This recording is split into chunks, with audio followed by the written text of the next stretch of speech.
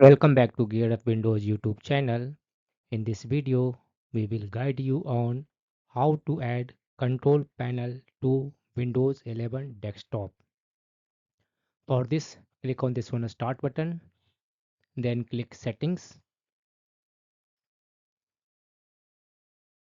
In the settings window, select personalization in the left sidebar.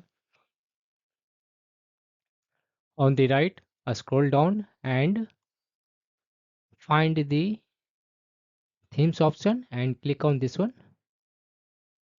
Again, scroll down to the right and under related settings, click on desktop icon settings. Here you need to check the option control panel. Just check it and then click on this one apply button. Then click on this one OK button. Now control panel will appear on the desktop like this.